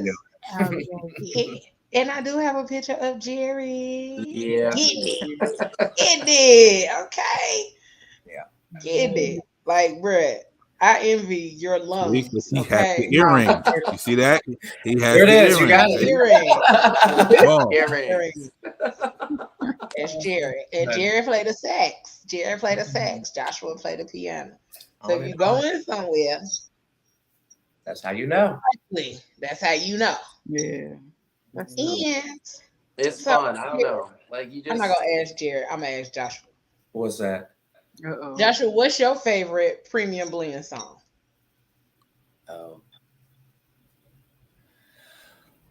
It's probably on the Vices album, and it might be about 45 seconds long, but Walk Away, it's like this little outro interlude, but it's got that, I mean, it's just got a nice little bop to it, and that's when I'm sitting in my car, I'm like, yeah, like instantly grow a butterfly collar in my clothes, polyester and shit, and I got a gold chain out of nowhere. Excuse me. Right, like exactly. Collars. Let's go. It's just a quick little funky one, and it's upbeat, and it's a lot of fun. Jared would always. I enjoy Jared's process. He whistles through his teeth. Used to drive me nuts as a kid, and it still does. But whenever I hear him whistling through his teeth over and over, that's the beginning of Jared getting ready to sketch out a new tune. And so it's always really fascinating to hear from the whistle to the final project, just how his brain works and thinks. And he's always like, I always write really mellow ballads. And so here came Walk Away off the Vices album, and it was just this funky 70s-ish little interlude. I was like, okay, someone had some reefers and some inspiration and some blaxploitation Listen. in that mix, and I was happy for it. So do you have a routine? Like, since he whistles, do you airplay? Do you? If there's anything that I'm getting ready to learn to do, I go on what's called like listening tours. Mm-hmm. So there'll be one piece of music, and I will find as many different recordings of it with as many different arrangements as possible. So if it's solo piano, I want to hear the piano and flute. I want to hear the full orchestra, chamber orchestra. So I'll listen to a piece easily about 20, 30 times before I even open the music to look at it. And then I will go and play, because you have to know where the melody is going. Okay. And you just take your time, and it's sometimes you first start out, it's your practice session is 6 hours a day, and you will maybe cover 8 measures. So in those 6 hours. Yeah. And that's you just kind of put it back together until eventually you're able to just bang it out, and you hear those nuances. So I'm like, okay, on the solo part, but I want to play this piano as if I had a full orchestra behind me. So how do I pull that out? So that's why I'm trying to listen to as many different interpretations and textures and layers as possible, so that's in my head and I can translate to my touch on my fingers. Yeah, it's might be on the spectrum type stuff. Artists when we do, you're totally on the weird. It's just weird the right stuff. So what? I feel like if you're not a little weird or a little crazy, I can't trust you. No way, for real. Like, you gotta be a little. Just like I don't trust tattoo artists that don't smoke. Like, if you don't smoke before this session, well, you cannot touch me with that. Like, seriously, some of the best tattoo artists are smokers. I'm like, you be as creative as possible. Don't even ask me. I told you the concept. You go work your magic. Okay, in the clouds, and right. Mm-hmm. So I did find Walk Away. So I'm gonna give y'all a taste of it since y'all have not heard it. Honey, y'all the taste of walk away. Yes. Where my shoe at? So you can Probably, I don't know. I hope so, but if you don't, I'm not gonna be offended. Let me find my shoe. That is hilarious. You stupid. What I got next? Wait, there we go.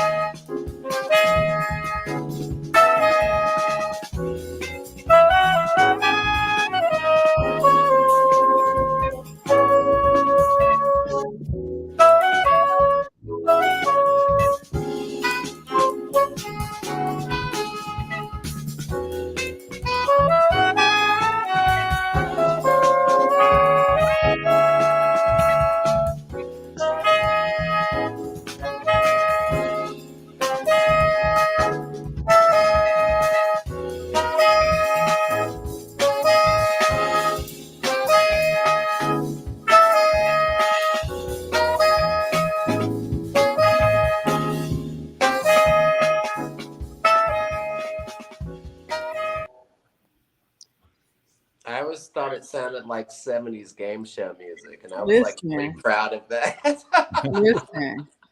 So I'm sitting here listening to it. I'm like, I could see, the scene with the guy with the big heels, the pimp with the big Platform heels. shoes. Yes, and the platform shoes with the fish. That's all That's I why he saw. said blaxploitation. Wait a minute, yeah, we got the taco meat out and everything. Yes, that's all I saw. I'm like, hey, brother, give me some on the black side. And he walking away. He just blew up some shit and it's a big cloud of fire like behind him. Walking just he just saved the bitch. I did it, and he just saved the bitch because that's what they was gonna say back then. Bitch, I just saved you. Like that kind of thing. That was so. It gives me like the score for like a Spike Lee movie, like the older Spike Lee movies. That's what's up. Yeah, I love that. Terrence Blanchard, another jazz musician. Blanchard. I love that right there. That's exactly where it took me at. That's what's up. Thank you. Yeah. Thank you. It's a fun little box. You can see them floating, the float walk. Exactly. Yeah. If I ever make a movie, the float walk. I'm gonna call you. I need some of that. That probably would have been on She's Gotta Have It, the original one, not the newer one. Yep. Yes. Absolutely. While they're smoking. Yeah. Which I gotta be honest, it's whatever. But anytime someone's like, "Man, I be rolling up to your music," I'm like, "Thank you."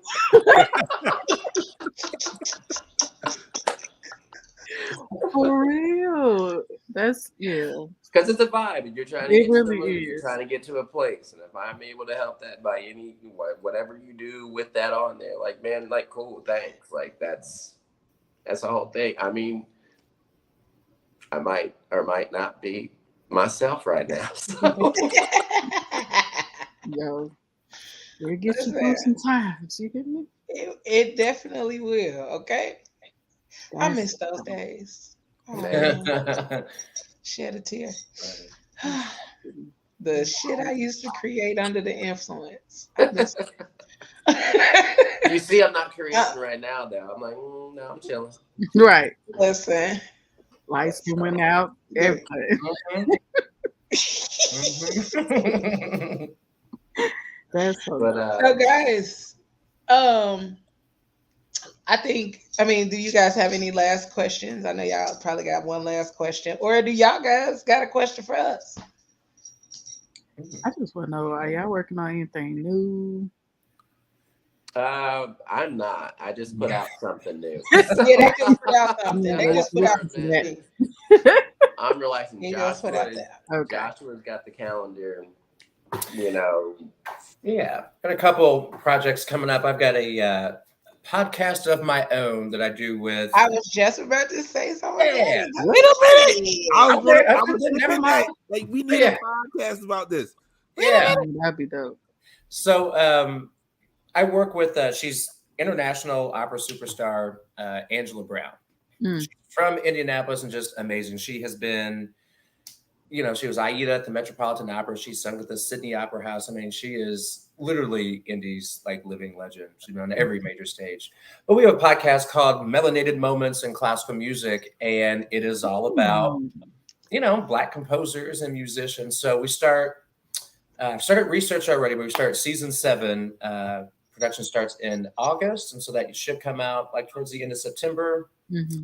I get to do Opera in the Park with the Indianapolis Opera Company in beginning of September, and I'm in residency with the Indianapolis Chamber Orchestra. So their 40th season is next year or this coming year, and so I think it's April 24th. It's an original production of mine that takes compositions from composers of African descent working with Kenyete Dance Orchestra or Dance Company. Mm-hmm.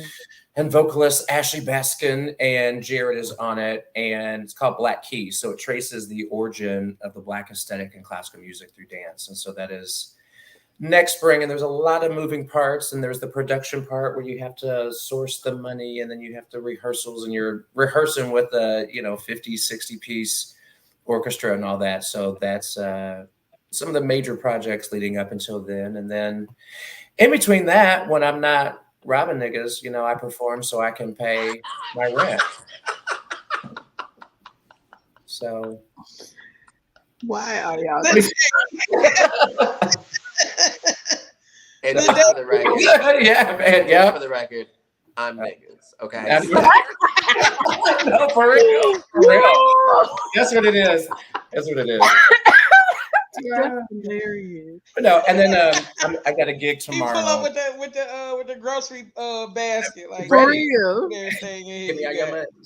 And then I'm playing a quick free concert tomorrow at Eskenazi Health at the main campus from noon to 1. It's with their Mayor and Tobias music program. They're celebrating Black Music Month as well. So I encourage you all to, if there's any point of reference for Joshua's work, it literally was his first kick in the ass out the gate. The first thing that he had for this music sociology and Black composers, the first thing out the gate was his TED Talk. That was the first gig he got, not playing. What? It was a TED Talk. Joshua's TED Talk is on YouTube. Yes, sir. It was Vay Savage that was the dancer, correct? Yep. Joshua's first big step out the gate was the TED Talk. So look up Josh. Do you remember what the title of it's called? But it's fascinating. He just has a wonderful way of ingratiating an audience to something that they didn't think that they wanted, or they thought they knew what it was, and he totally flips it on its ear. It makes everyone comfortable at the same time about embracing classical music, embracing Black people in classical music, embracing Black people. Yes. And that was his first step out of the gate. Was a fucking TED Talk. Yeah. We have fun. So you guys do. And I found it. Yep, that's what I was about to say. I'm about to play watching that after this. Yeah. Hold on. I'm gonna play a snippet. I'll play a little snippet. Because I like playing snippets. No snippets. Yeah. That's dope. And that's the strange thing is I love public speaking, but I hate watching myself on video or TV. It's just one of those, I'm like, but it's whatever. Like you cringe. That's on here. I want to do a TED Talk. I hate my voice. I hate my voice after this. They're fun. They go Megan. Hey Megan. Bro, it's Megan. What up, Megan? What up, sis? I tell everybody all the time I'm gonna do a TED Talk one day. So that's just dope. Yeah. Oh Lord. I don't know the process. I gotta figure out the process to get on there, but yeah. That's on my list of things to do too. You gotta look for when they come to your city, I believe, or something like that. But They do one every year here in Indianapolis. do they now? Do they? They do. And matter of fact, yeah, we'll talk. I think I still remember the guy who's over there. So, okay, yeah. Okay. Mm-hmm. So welcome to the community. We networking and shit. And I'm Okay, gonna so give you And we do. That's how we do. And do. It's the pipeline. And do. Give me. Yeah. God, I get you on. TED Talk. I am gonna. I have to take my leave. I apologize. This has been absolutely wonderful. We kind of a long day tomorrow. Got some family stuff that I have to deal with. Yay. Separate part of Joshua's family, but like part of my family. We got to deal with tomorrow, and handle that. This was a lot of fun. Thank you so much for coming. Good. Well, thank you for being here. Hella dope. Thank you for being here, showing up, like all of you sharing your dopeness with our audience. Thank you so much. I just got a new follower in me. How can we reach you? Yes, Facebook, Instagram. So Premium Blend Indie on Facebook, Instagram, at Blend Indie on Twitter. And if you know me, then she'll give y'all my personal. I give it to him. I give it to him, I guess. We're around. We play. I've got a weekly gig at Parlor Public House in downtown Indianapolis, 600 East Ohio. Yep. So it's free and it's half price bottle of wine every Thursday. We play from 8 to 10. Just come through and check it out. It's a great vibe. You speak my language. You said I heard you're gonna show up. I do. You should be perfect for stepping out the No, house. mad if I do. Yeah. Yes. Well, you're gonna have to come down so you can go. So one Thursday you can go. Pablo, I'm gonna have to miss a show on a Thursday so I can pull up at Parlor House, public Parlor House. Or just I might miss one too. And then air it on Thursday. Yeah, long as under 2 hours. He said I'm gonna have to miss one. Yeah, long as under 2 hours, you can replay it. Okay, cool. All right, fine. But thank you so much, Jared. We're gonna give everybody this clip of Joshua doing his thing on the TED Talk. And again, we'll be about this thing. Love you, Josh. You get on my nerves. Love y'all. Thank you so much. Thank you. Bye. Yes, we ain't gonna be too long. We finna get this little clip. This clip of Joshua. But none of us are built for prison. It wouldn't be right to play if y'all didn't. It would. Sure wouldn't. It would not. Here we go. Get you on here. My name is Joshua Thompson, and I played piano for about 33 years at this point. And in that period of time, I had so many opportunities to witness and be a part of and participate in some amazing concerts at some well-renowned symphony centers across the country, including here in Indianapolis at the historic Hilbert Circle Theater. But also in that time, I've received countless scores and manuscripts to learn and pore over and learn and practice and to eventually perfect and perform, written by some of the classical greats known as, Bach and Beethoven and Mozart and Chopin and Debussy and Ravel. And every time as I was growing up, I would receive a new piece of music, or I would look at an orchestra program, or I'd look to my right and look to my left at my colleagues. I always had this burning question of, where are we? And by we, I wanted to say, where are the faces and the people of African descent in this canon that we know of classical music? Because at a very young age, to me, it seemed highly unlikely and even more implausible that there would be no or very few contributions and representatives from people of African descent to this great canon of music that we rightly or wrongly ascribe and assume that there's this elevated degree of sophistication and refinement. So as I continued to study and hone my craft in middle school and then in high school and eventually made my way to college, that question still persisted because while it wasn't absolutely required for me, it was very important for me to see myself and an extension of myself on stage or on paper so I could fully actualize, realize, and be my true self.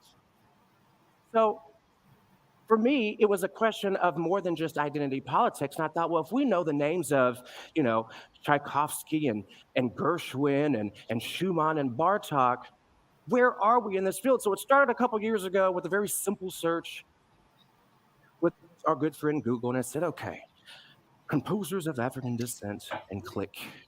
What I found out was what I knew all along, that yes, it was implausible and it was impossible to think that we don't have representation, because what I saw was a vast array and a huge catalog full of the repertoire of people who look like me from African descent. But it wasn't just the music that I could tap into.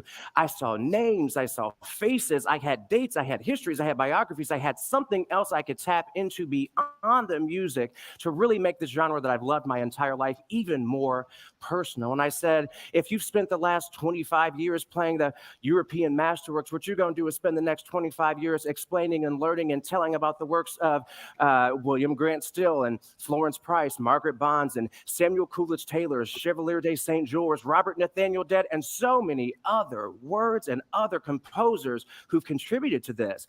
Because when we move beyond identity politics and understand why they've been excluded, it's a brief understanding of global and U.S. history that's based on exclusion and erasure, for the simple fact of making stratifications and hierarchies that are just based on what we look like, to either ascribe value or to take it away from you for no other reason. You better There's talk something that way talk, more Joshua. powerful about this music. You better tell these Music people without words, that has an ability to express the human condition, to relate to other people, and allows us to really create and envision the world that we want. And so that's why I exclusively program the masterworks from composers of African descent, because it gives us another opportunity. Okay, I'm sorry. I gotta stop. I gotta stop. Y'all Y'all go watch it. I'm gonna finish it when I'm done. Okay. You hear me? Listen. Welcome to church. And do okay. Pass the tray around that side. That's that. Well, Right up. Pass the tray around on that side. yes. Yes. At that point, I'm invested. Like, what? They didn't even know. They didn't even know what was about to hit them. They're like, oh. That was a really fun experience. And the craziest thing, I almost didn't do it because it didn't pay. I was like, very early on, I was just like, well, blah, blah, blah. And I had to stop and think about it. I was like, nigga, this is a TED Talk. How many gigs you about to get if you bang this out of control? Like, this is one that you totally can and should do for the exposure, because exposure is absolutely there. Right. So I think that's always something I always try to remind myself is, like, we're not out here chasing money. It's like, I always say it's purpose over profit for me. The money is important, but I'm like, if that was a perfectly aligned opportunity, and I'm just glad that I got over myself for a minute, so I could actually do it for the right reasons. And it was a lot of fun. It was a lot of fun. I enjoyed it. How hard was it to stay in that little red circle, though? A little bit, because I didn't have my shoes on, and it was real slippery. It was that thick shag kind of way. So I knew if I slipped too much, I'd be doing like cartoon style tumbles. They would have been talking about something else. Tail would have been talking about something else. But yeah, that one was fun. And shout out to Lance for the shirt. I recognized it immediately. I love the shirt. I actually have that one as well. I live in that shirt. It's absolutely amazing. Yeah, it's one of my favorites. Piece. It was. He does, I forgot what it's called, but check out Lance Park. I don't even know if that's his name no more on Facebook, but check him out. Has amazing art. He's an amazing artist. But just overall, knowing you guys, watching you guys, and paying attention to everything that you all have done since I've known you, and just seeing you flourish and grow in all of the different ways, community-based, professional as artists, and all that kind of stuff. I am so grateful that I get to experience you all in all of your amazingness and dopeness, and in your vulnerabilities as well, because sometimes that's hard to see Black men do, is to actually put their vulnerabilities out here for the world to see. And I'm grateful that you guys don't. I mean, even I'm sure you guys go through so much more behind the scenes, but what you allow the world to see, I want to say thank you for allowing us in your space in that way. So I am very grateful. And I mean, I guess I'll let them, find y'all. Come on, well, thanks for sharing your platform, because when you asked, I was like, oh yeah, absolutely, we will do this. Because I remember you and I talked before your podcast was even a thing, right? That was a thing. All Yes. things to this, and so yeah, thank you for sharing that platform and getting to know everyone. Because this has been, I'm like, we could have done this in my house. This was fun. For real, okay. And I can't wait till we start doing them live. I'm very appreciative and grateful for the affirmation and the validation there, right? That is very important, especially around the support systems and all that. It feels good to be encouraged, and so I give that encouragement and that support back to each and every one of you as well, because it is so important and much appreciated. So yeah. Absolutely. I'm definitely new fan. Making sure. Listen, I'm finna be like, okay, so what was the orchestra name again? I'm gonna go back and watch this episode so I can start writing stuff down. I got a whole list. List over there. So, oh yeah. This has been fun, and thanks for letting us just be regular old people. I absolutely. Yes, I mean, hilarious. What'd you say? You guys are hilarious. Okay. Girl, we ain't got no sense. We play the part well. And that's the best thing. Yes. So we love reggae. We love people. We want everybody to come on here. Like, that's why I always say, like, this is conversational. This ain't, you're not on here with Barbara Walters or Oprah or Gail ass. Like, you're not on here with none of them. Like, we on here to just meet you where you are. I don't even know. I don't really feel like I rock with Oprah anymore. I don't feel like I don't know her. She done turned into somebody that I don't even recognize. Oprah. That's all that money turned you into Nopra. So I don't. No, bruh. I ain't arguing. You're right. Okay. But bring me back for that show. Bring me back for that show. Listen. He said, I'm ready. I'm ready to tell my story. Yes. Stuff around me. Josh, tell the people how they can find you on social media and all of that good stuff. Y'all, I'm gonna put the TED Talk link in the comment section so you guys can make sure you go back and watch it, because he was going to church on our asses. No, straight up. And there's cool y'all wasn't even ready at the end of it. But if you want to follow me on Instagram, it's all one word. It's Sock Joplin. So SOCKJOPLIN. And I curate my social media. Just it almost always strictly business. So it's usually research things, but it's music or other folks who are doing stuff. That's how I figured out how to keep my nose clean, because left to my own devices, I'm real slick at the mouth and real petty, and nothing ruins a career faster than being slick at the mouth and petty. So I like you for a reason. Don't mean I don't. Every now and then I just pick my spots. So I'll hop on your shit and act crazy. I don't do that. Yes, come on, okay? Because we allow that over here. Okay, come on, good. Come on over here in your socks. Okay? Pick them feet up. Come on over here in your socks. But y'all are dope, man. Thank you. This has been a fun evening. This is a very good way to spend a Tuesday night. So thank you. Thank you. And make sure y'all check them both out. Check out Jared with Premium Blend. It's Premium Blend Indie if you go look on other places, and Blend Indie on Twitter. Make sure you go check out the Sock Joplin. And, if y'all go see him somewhere, bring him some quality socks. Don't get them ones from Dollar Tree. Okay? I will I'll be grateful either way, but I mean, I've seen it. It's not hitting. So don't put a little more penny behind the thought. Put some more coins behind the thought. Okay. Don't come with no jersey socks. Okay. Don't come with no. After a couple paid rehearsals, I'll be able to bring some socks. That's all I'm saying. That's it. Right. Don't come with the gold toe socks. It's creative and fun. We'll see your rehearsal. Yes. Don't show up with them damn measuring spoons, Pablo. Oh. Hey, you don't know what the sound different. You gotta come in variation. You didn't even know though. Okay. Until they said teaspoon or tablespoon. Right. You ain't even know. Your whole choice was a spork, so And you didn't even buy the spork. You got it from the Chinese restaurant. So first of all, my Chinese people don't give me forks. They give me a fork. Thank you very much. Oh.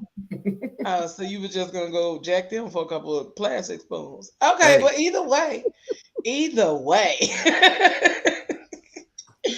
we gonna make sure Pablo show up to rehearsal. Right. Rehearsals. Hey. We've been to get up out of here, y'all. Make sure you like, share, follow, and subscribe to the Phat Girl Chronicles YouTube channel, Facebook, Instagram, Twitter, PGC Podcast on Twitter and TikTok. You can find us anywhere. You can Google us. We are Googleable, okay? The Phat Girl Chronicles, PHAT. Make sure you check us out. If you are available, July 15th. Yes. The Black Podcasters Association has their second annual summer social. You can add your swag to the bag, or you can become a sponsor or a vendor for the event. They have music, food, and drinks, and special guests that will be there. So make sure you are in the place to be July 15th. Also, if you're, and this is in New York, but if you're not in New York and you are in the Baltimore area, that guy down there that plays the spoons has an event popping. Also, tell the people about your event as well. I thought I had the flyer. I forgot to upload it. My bad. Yeah, no problem. July 15th at Sarkarian Studios. Me and my best friend, who happens to be named Best Friend, we're gonna have a live show. I'm gonna do spoons. He's gonna play, the washer. We're gonna get it busy out there. But we have a podcast called the Toxicology Report. We do it every Saturday, drops every Saturday. But yeah, we're gonna do Battle of the Sexes. We're gonna put a whole bunch of people against each other, have a whole bunch of arguments. We're gonna have a town hall discussion as well. So get the fellas knowing what the ladies like, get the ladies know what the fellas like. Hopefully the after party will be more than 2 people there. But we'll see. Because people getting their feelings and they ain't gonna want to stay around. So we'll find out. Yeah, but July 15th, from 7 to 9. If you hear tickets on Eventbrite, check us out. Tickets on Eventbrite. Make sure y'all check them out. Got it. Here she go. Lord, who they gave her time? You wait until the last episode. At least I did it. Okay. And look, my glasses. Here is the information. Yes. Here's the information for the Toxicology Report event. It is at SMG Studios. Make sure y'all check them out in Baltimore. Not Baltimore, y'all. Remember, no T, it's the D. Baltimore. That's right, Baltimore. All right? Ain't no T in that word. Baltimore. 2 shoe paraphernalia, what it do? Oh, that, but avenue. We are up out of on the avenue. But we're gonna get up out of this thing. Make sure y'all check us out. This is our last show of the month. We are going on a break. Okay. We need a break to regroup, refresh, renew, and bring y'all some dope content. We coming back on what? My birthday, August 1st. We coming back. My birthday. We're gonna bring y'all some amazing content. But in the meantime, in between time, make sure y'all go check us out on YouTube. Follow the Facebook page, follow the Instagram, subscribe, all those kind of things. And come check us out. Make sure you leave us some comments or email us if there is something that you want us to talk about, or if you want to be a guest on our next season when we come back. We are going into year 3. This will be year 3 that we've been doing this consistently, y'all. I've been out here in these streets for a while, these podcasting, blogging streets for a while. I've been doing this for 12 years now, but this is the most consistent that I've done this. But even in things that you do consistently, you need to take a break to refresh and to come back even doper and even harder. So we coming back in August. Make sure y'all follow us. And go check out PGC After Dark, because everybody on break. Everybody. I done sent everybody home. We didn't close down the shop. Okay? And I'm going to be back with a fresh bottle of wine, baby. We'll be back. Okay? I'll be back with a fresh fade and a new design on the side. All right? I'm having Pablo a new wig. Gonna come back with another wig. You already know. And bang. Pop will be back also with his shenanigans when we come back August 1st. All right, y'all. We love y'all, and y'all know what I say. Whatever you do for the rest of the evening and the rest of the week, and up until we come back, don't do it with your half ass. Do it with your whole ass, y'all. All right. We love y'all. We appreciate y'all. We thank y'all for tuning in. Catch us in August. We love y'all. Peace. And we out.